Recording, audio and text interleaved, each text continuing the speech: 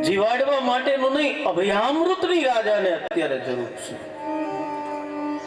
અને એ અભયામૃત મૃત્યુથી અભય એ હરિનામ સંકીર્તન કરાવી શકે, હરિનો આશ્રય કરાવી શકે. આપણે બહુ એક જાણીતી કથા છે કે એક ગુરુ અને શિષ્ય છે, એ બંને ફકીર અને એમનો ચેલો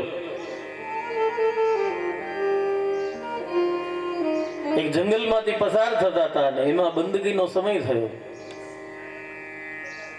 તો સમય થયો એટલે પેલા ગુરુ છે એ બંદગીની અંદર બેસી ગયા, જંગલની વચ્ચે રસ્તામાં. અને એટલામાં એક સિંહ આવ્યો, ગજરાજ કેસરી સિંહ. સિંહ ત્યાંથી પસાર થયો, ગુરુ ઉભા ન થયા, બંદગી કરતા રહ્યા. શિષ્ય તો દોડીને ઝાડ ઉપર ચડી ગયો. સિંહ બાજુમાં આવ્યો, બંદગી કરતા હતા, પેલા ફકીર બાજુમાંથી પસાર થઈને નીકળી ગયો. સિંહે કાંઈ ન કર્યું. શિષ્ય બહુ પ્રભાવિત થયો, ચેલો પ્રભાવિત થયો. ગુરુ પહોંચેલા છે, સિદ્ધ પુરુષ, સિંહથી પણ ન ડર્યા. એવા મનમાં ભાવની સાથે, ગુરુના ભાવની સાથે જતા હતા. પણ 10-15 મિનિટ આગળ વધ્યા ને ત્યાં મધમાખીનું ટોળું આવ્યું ને એમાંથી મધમાખીઓ ઉડી. તો ગુરુ છે એ બૂમ પાડીને ભાગવા માંડ્યા, બચાવો બચાવો બચાવો.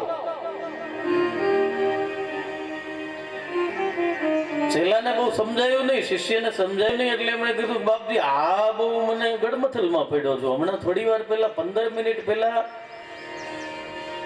સિંહ તમારી પાસેથી પસાર થયો, તમે ડર્યા નહોતા ને અત્યારે એક સામાન્ય મધમાખીમાં બૂમ બરાડા.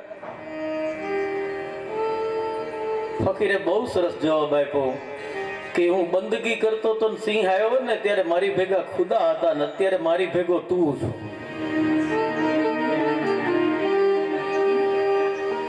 તમે કોણ છો એ જરાય મહત્વનું છે જ નહીં, તમે કોની સાથે છો એ બહુ મહત્વનું છે. કોની સાથે યુક્ત છીએ. આ જે ચોખા છે ને, ચોખા, એ ચોખા કંકુની સાથે ભળી જાય છે ને તો રોજ અહીંયા વ્યાસપીઠ ઉપર આવે છે, ભાગવતજી ઉપર બિરાજમાન થાય છે, કોઈના મસ્તક ઉપર લલાટે ચડે છે. પણ આ જ ચોખા જો મગની સાથે ભળી જાય ને એટલે રાતે ખીચડીમાં ખપે.